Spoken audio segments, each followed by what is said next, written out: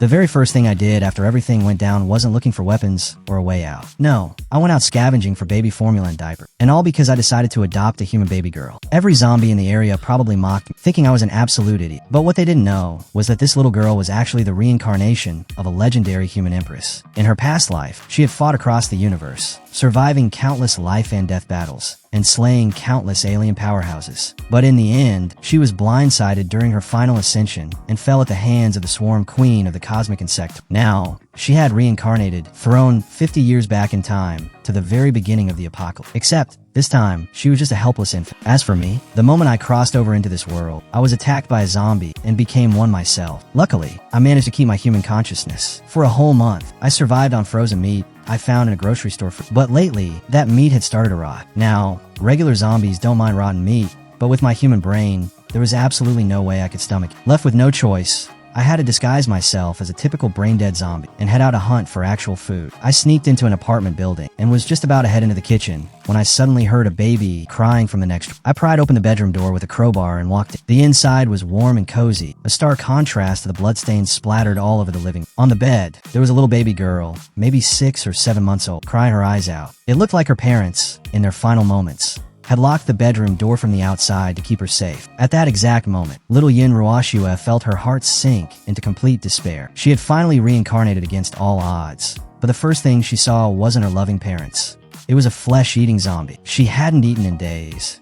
And combined with the sheer terror of the situation, the overwhelming fear and hunger caused her to pass out right then. And looking down at the little creature, I was honestly surprised. Even though she was barely 6 months old, there was a deep sense of sorrow and helplessness in her eyes. For a split second, I actually felt a wave of empathy. Both she and I were just miserable souls thrown into this nightmare world out of nowhere, dealt a terrible hand by the apocalypse. Finding this new life right in front of me felt like a sudden spark of light in the pitch black. It gave me a new purpose. Right then, I decided I was going to raise this kid. But then I realized she had passed out from pure hunger, and the formula cans in the room were completely empty. I needed to get her some food fast. I carefully shut the bedroom door, pushed a heavy sofa right against it to make sure no roaming zombies could get in. After a quick, failed search in her kitchen, I had to head upstairs to see what I could find. The hallway on the 3rd floor was a nightmare. The walls were covered in dried, dark brown blood, and the floor was littered with unrecognizable, gruesome remains. Even with the building's main door open, the stench of decay was suffocating. There were even a few mangled zombies wandering around the corridor. By now,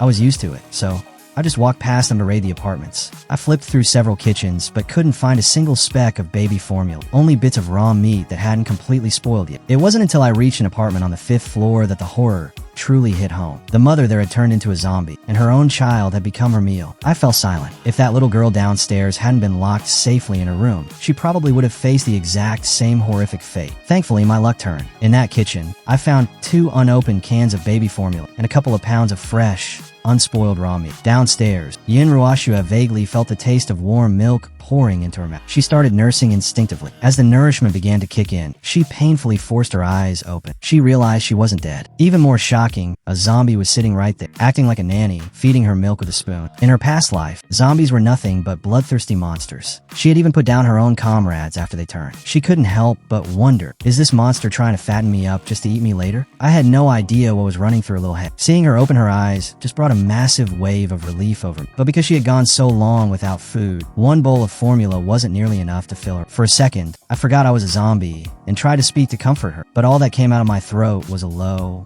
guttural growl. I quickly shut my mouth, turned around in silence, and mixed 3 more bowls of formula until she was completely full. Man, raising a kid is no joke. I realized right then that I need to hoard as much formula as possible. Luckily, the stuff is sealed tight and lasts a long time, so I didn't have to worry about it going bad. With a full stomach, Yin Ruashua lay back in her crib, feeling completely baffled. The aura coming off the zombie in front of her was clearly that of a low-level, freshly turned creature. A zombie of this rank shouldn't have a single ounce of intelligence.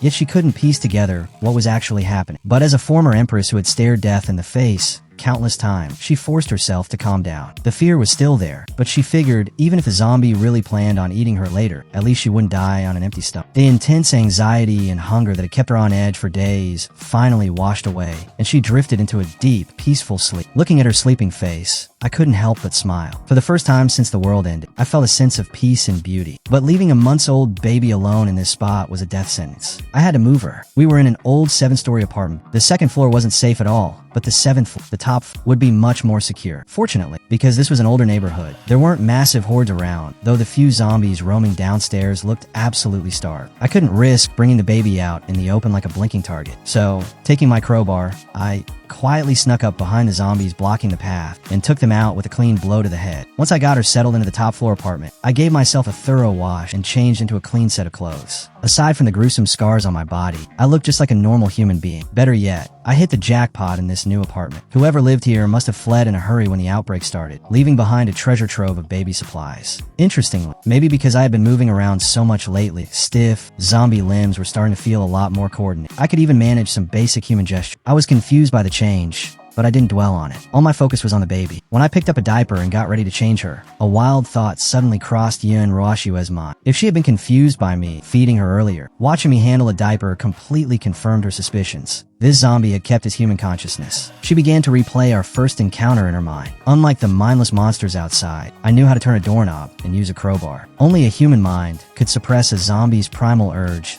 to rip living flesh apart. But the next second, her eyes went wide. No matter how she looked at me, this zombie was definitely a guy. She couldn't believe her dignity was being compromised over a diaper change.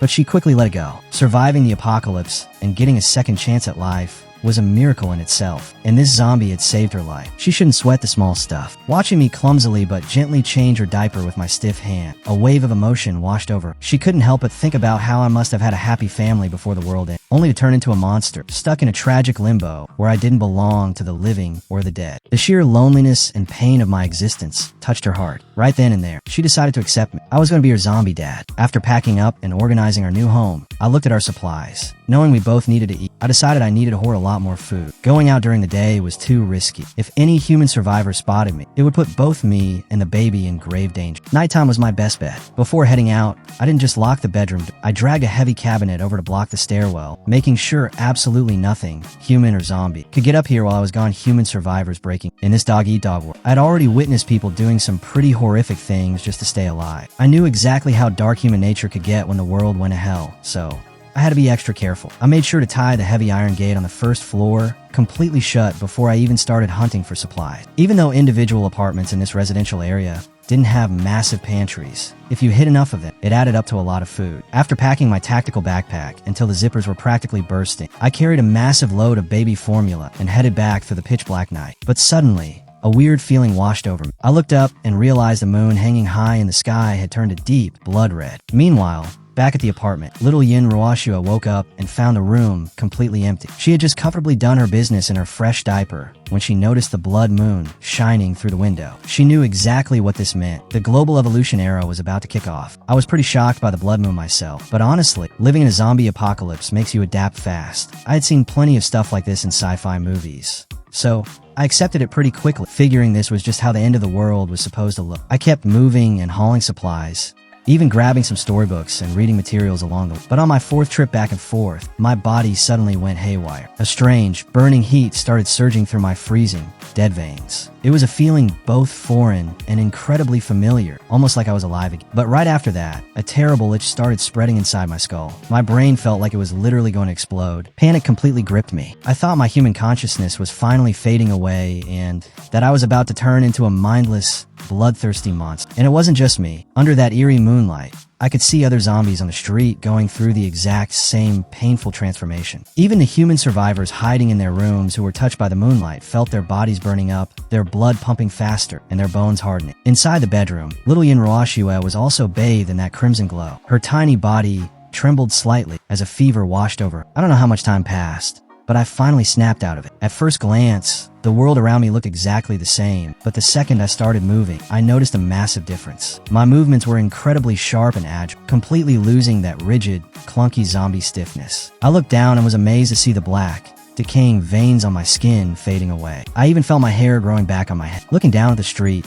the wandering zombies had changed too. Their grotesque, horrific faces now looked a whole lot more human. I couldn't help but feel a little bit of joy. It looked like this apocalypse wasn't going to be as simple as I thought. As I walked past a random zombie, a bizarre sensation hit me. I felt this weird, invisible thread connecting my mind directly to that zombie. It freaked me out so bad I thought I was losing my mind and hallucinating. But then I realized I had actually unlocked a superpower. I could literally inject my thoughts through that thread and control the zombie like a puppet. I focused all my attention on it, and the connection grew tighter and tighter until I successfully forced the zombie to perform complex movements. I decided to call this ability Zombie Control. After testing it out a bunch of times, I figured out my current limit. I could only control 2 zombies at once, and if they got too far away, I couldn't send clear command. I figure it probably depended on my mental willpower. I ended up naming my puppet zombie Z-Dolls. Feeling a bit exhausted from the mental strain, I suddenly remembered Yinroashua was all alone at home. I quickly made my 2 Z-Dolls pick up the heavy bags of supplies and rush back to the neighborhood. I had to hand it to them. Zombies are the ultimate workers.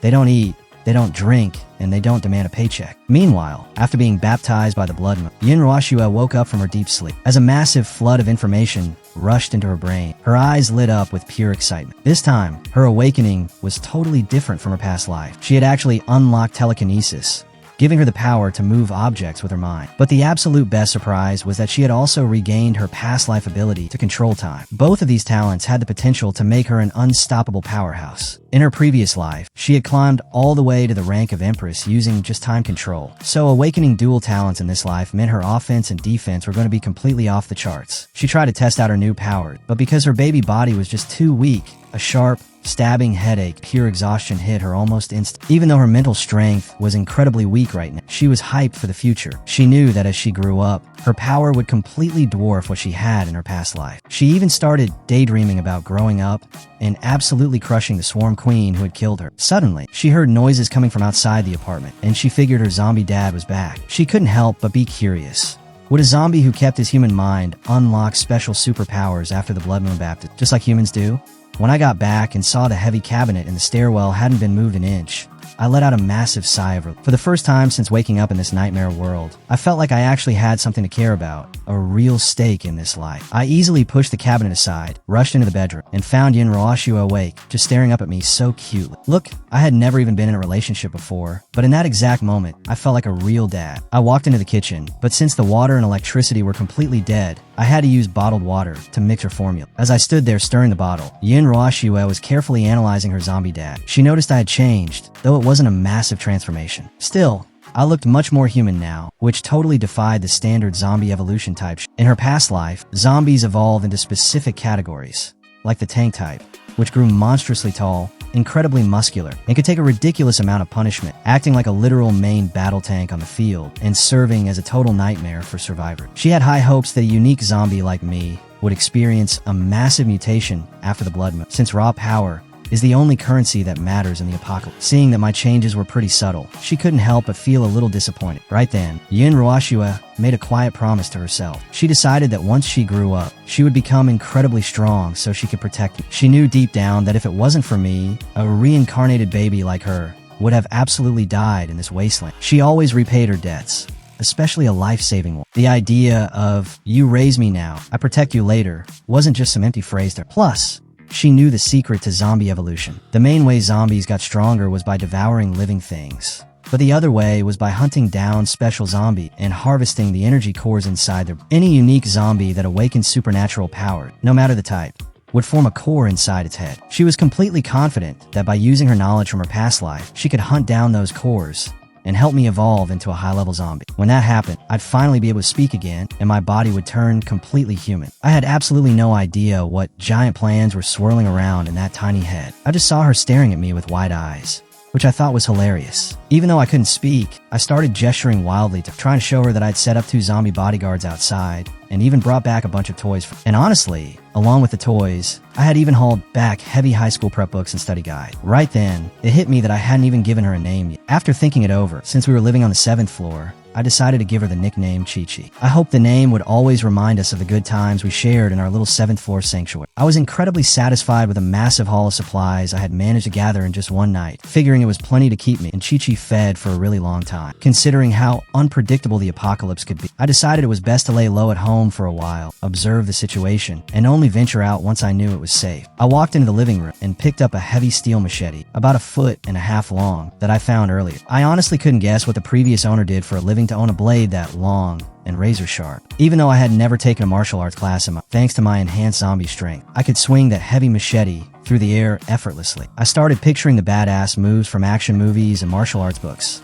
practicing my swings right there in the living room. With this blade in hand, taking down a few threats was going to be a breeze. And while I was busy practicing my swordplay, Yin Ruashua took a short rest inside and started working on her own powers to practice her newly awakened telekinesis. She focused all her mental energy on a silver needle resting on the nightstand. Even though her control was painfully slow right now, the needle actually lifted up and began gliding through the air. Just like that, 2 days flew by. Both of us were keeping ourselves incredibly busy. One day, right after I finished feeding Yinroashi her bottle, I heard a massive racket coming from outside. I hurried over to the balcony window and looked down. Out on the street, 2 zombies were absolutely tearing each other apart, and they weren't even fighting over a piece of food. This kind of bizarre behavior completely went against everything I knew about how zombies act. Since the 7th floor was way too high to get a clear view, I decided to head down to the 4th floor to get a closer look at what was going down. One of the monsters was a giant, standing nearly 7 feet tall, incredibly muscular, and built like a brick wall. The other one was much thinner, but its claws were as razor sharp as hunting knives. The big one was a tank type with insane defense, while the thin one was a speed type with high attack power, though it was struggling to break through the big guy's thick hide. After a brutal, messy brawl, the tank zombie used its overwhelming brute strength to send the speed zombie flying. With one final, devastating punch, it smashed the thinner zombie's head to pieces, killing it on the spot. Then, it reached right into the mangled skull and pulled out a glowing white energy core. I was completely shocked by how incredibly strong these 2 monsters were compared to me. I felt so thankful that I had chosen to be cautious and stay inside. It was a stark reminder that this new world was a lot more brutal than I thought, and I definitely couldn't afford to get cocky just because I had evolved a little bit. But the moment I saw that tank zombie pull out the energy core, powerful, overwhelming hunger surged deep inside me. My body instinctively screamed at me that eating that core would do wonders for me. I wondered if the whole reason these 2 monsters had fought to the death was just to rob each other of the core inside their brain. Down on the street, the big bully zombie swallowed the white core whole, beat its chest, and let out a terrifying roar before slamming its fists into the parked cars. The regular, mindless zombies nearby completely froze when they heard the noise, and every single one of them scrambled to get away, instinctively terrified of this new apex predator. I guess that these cores were probably the key to boosting a zombie's evolved traits. What really blew my mind was that the raw, primal urge I felt when looking at that core completely eclipsed any desire for living flesh. If I could get my hands on one of those cores, it would definitely supercharge my zombie controlling powers. But looking at the situation, I was clearly no match for that heavyweight champion in a fair fight. Suddenly, my eyes caught the heavy propane tank sitting in the kitchen, and a clever plan immediately popped into my. Meanwhile, up in the apartment, Yin also heard the chaotic noise outside. Even though she couldn't see what was happening down on the street, her extensive experience from her past life told her exactly what was going on. Following the blood moon, the global evolution had kicked in a high gear. Zombies and mutated beasts were going to slaughter each other to level up, and human survivors would start hunting for these energy core. Eventually, humans would even develop special cultivation techniques to harness this power. As a former peerless empress of the human race, Yin possessed the ultimate training method, the legendary glazed breathing technique. She knew that her zombie dad, being just a regular low-level monster, would have a horribly hard time surviving this wasteland. She had to level up her own strength as fast as possible to protect the both of them. Even though she was stuck in a baby's body right now, she could still practice the glazed breathing technique using the rich energy particles that had filled the air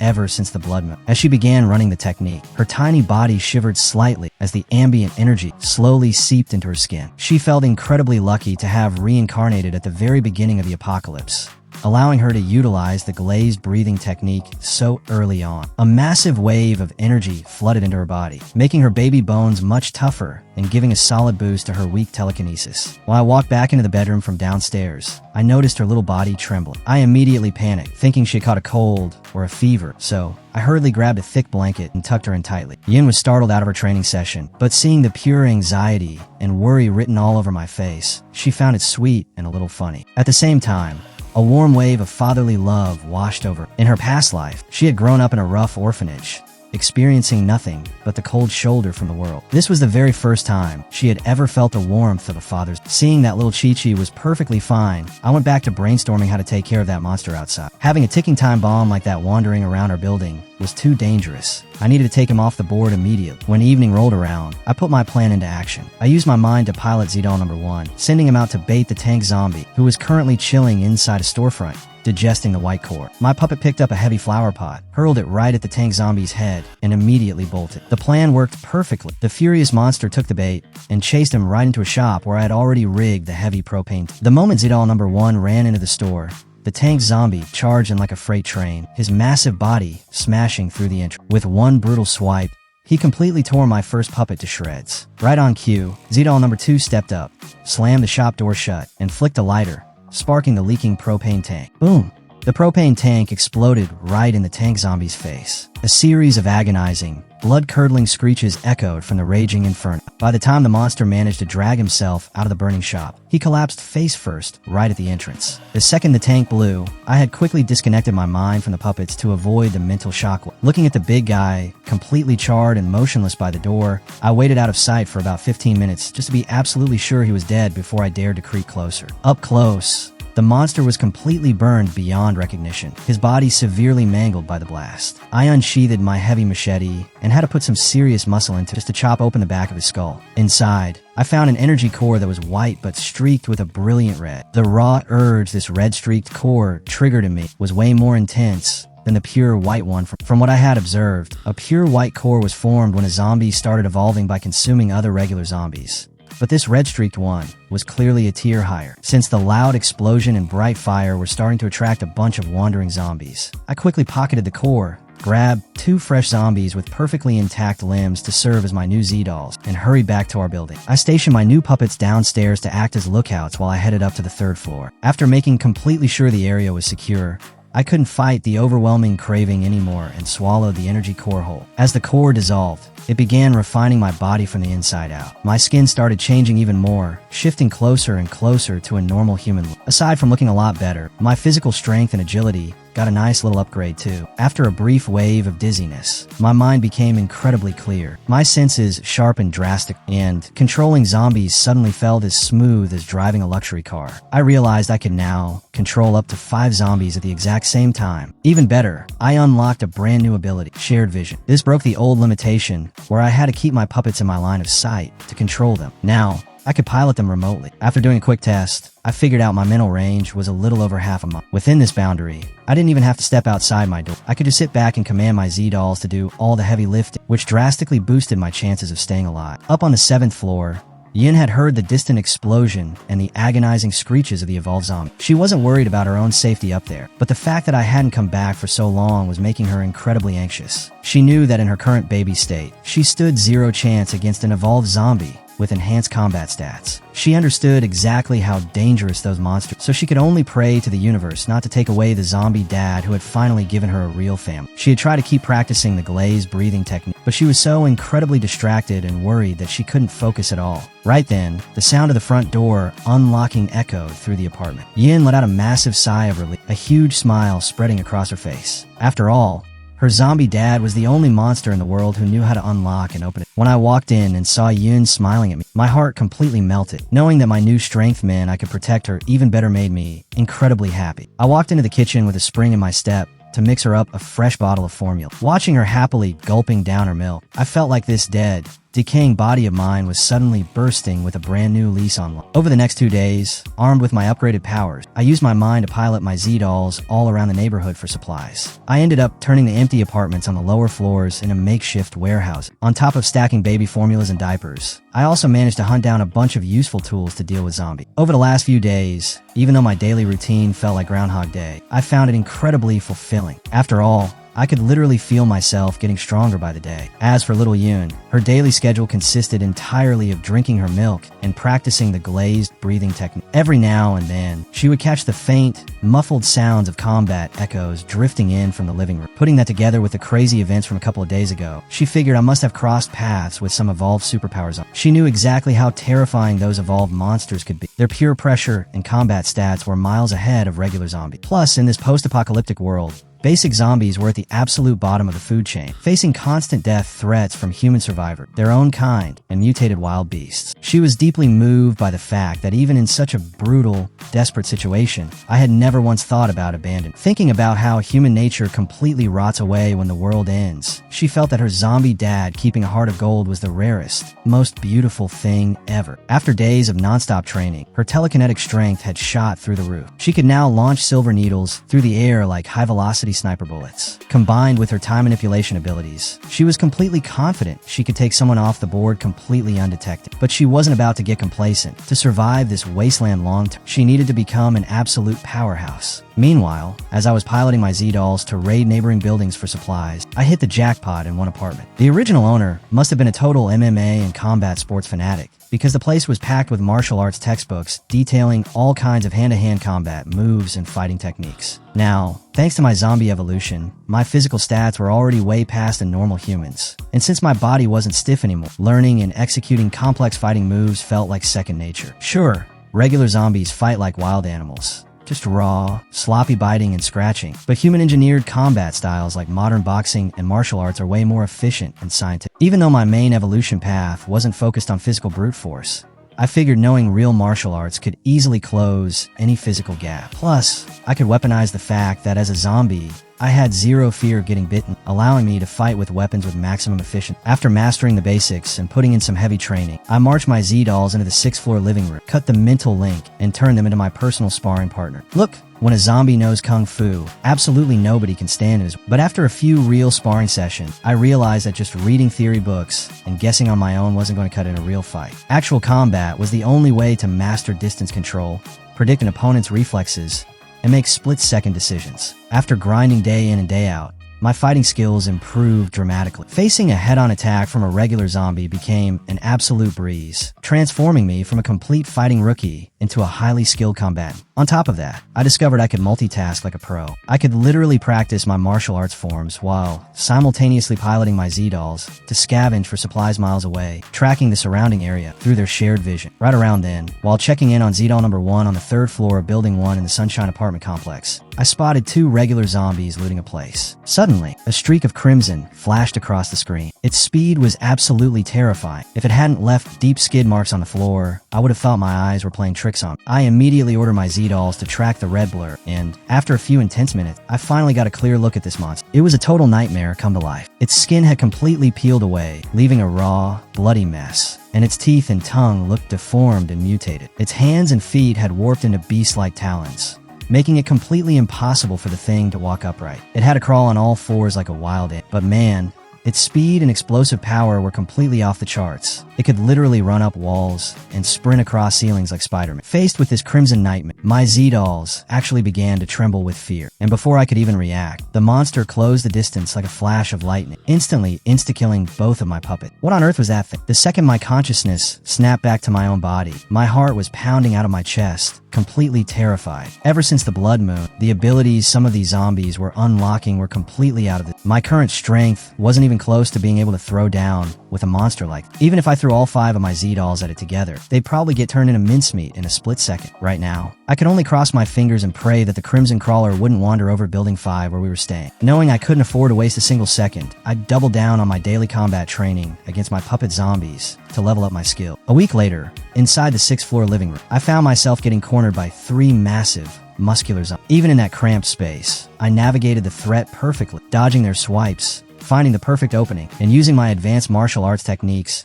to systematically take all 3 down in record time. While keeping up with my combat drill, I also had my Z-Dolls track the movements of evolved zombies while they hunted for supplies. Creeps like that Crimson Crawler were way out of my league for now, so I made sure not to poke the bear until I had the muscle to back it up. But monsters like the Tank Zombie or the Speed Zombie I saw earlier felt a lot more manageable. After scouting the area for a few days, I noticed a clear pattern. Those glowing energy cores only formed inside the brains of evolved zombies. Meanwhile, up in the 7th floor bedroom, baby Chi-Chi was making insane progress. She had gone from getting completely wiped out just trying to move a single silver needle to successfully levitating her entire baby body about an inch off the mattress. For regular humans, defying gravity is the ultimate dream. While Chi-Chi couldn't pull off full-blown flight just yet, after all her intense training sessions, She finally possessed a solid card up her sleeve to defend herself in this wasteland. Honestly, she had no idea that if the heavy hitters running the major human survivor sanctuaries ever found out about this, they would be knocking down doors and throwing everything they had just to recruit her. Accomplishing a feat like levitation while still wrapped in baby blankets was nothing short of a miracle. After wrapping up my fighting drills on the 6th floor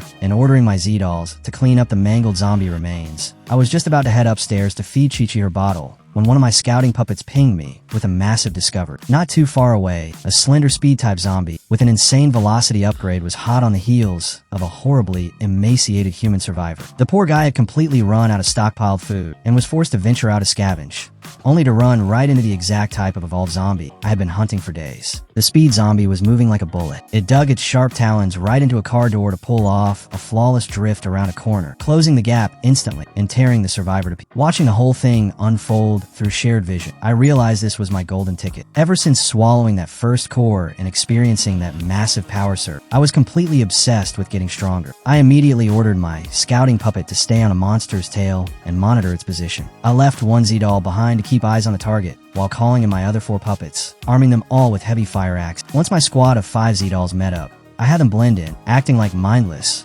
wandering zombies while they slowly fanned out, creating a loose perimeter to lock down any escape routes as they closed. The speed zombie was currently distracted, completely focused on devouring fresh human meal. The whole reason I set up this tactical trap was because I knew how incredibly fast this monster was. If I just rushed in blindly, it could easily blitz my squad and wipe them out one by one. The second my squad got within 30 feet of the monster, I gave the order to charge. Even though the speed zombie used its crazy reflexes to dodge the majority of the incoming axe swings, my half-circle trap worked perfectly, and the axes managed to slice deep into its right arm and back. Furious and bleeding, the monster retaliated instantly. One of my Z-Dolls got its axe jammed tight between the zombie's ribs, and the enraged monster used that opening to completely shatter my puppet's skull, taking it off the... I quickly adjusted my strategy, commanding 2 of my remaining Z-Dolls to launch a heavy head-on distraction attack to draw the monster's aggro, giving the other 2 puppets the perfect opening to flank from behind. The speed zombie successfully managed to swat away the frontal assault, but it couldn't react in time to the surprise flank. A heavy fire axe swung horizontally, slicing deep into its waist and carving out a massive chunk of flesh. Trapped and severely wounded, the speed zombie went into a total frenzy, unleashing a desperate burst of speed that completely pulverized the head of another one of my... But it was too little,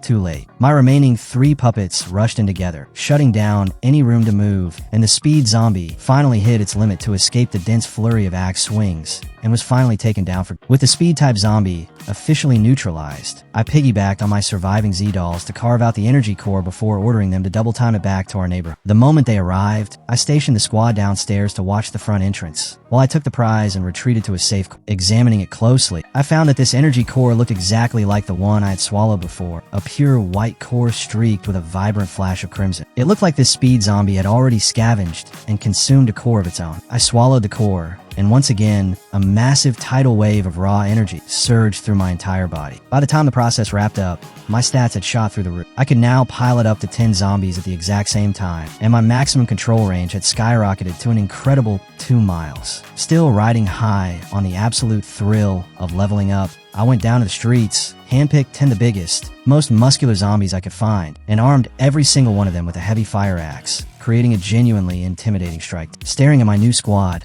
my confidence bloated. I started daydreaming about building a massive, unstoppable zombie army, using my enhanced mental willpower and a swarm of Z-Dolls to conquer the wasteland like a classic real-time strategy. I was fully prepared to go all in on a total Zerg Rush strategy. But despite the daydreaming, I hadn't forgotten about that terrifying crimson monster lurking over in Building. After throwing down with the speed zombie today, the contrast made that wall crawler seem even more horrific. Even though I had 10 Z-Dolls at my disposal now, I still knew way too little about that freak's true combat capabilities to guarantee a win. I decided to give it a few days before sending a couple of puppets to scout it out and test its real strength. Having a literal ticking time bomb sitting right next door was making it impossible for me to sleep. Over the next 3 days, I completely gutted the 6th floor apartment and remodeled it into a personal combat training facility. By sparring nonstop against roaming zombies, I discovered that my evolved physical stats were jumping across the... I nodded in complete satisfaction. This upgraded body of mine finally looked and felt like a true post-apocalyptic survivor. Hit subscribe for the next part.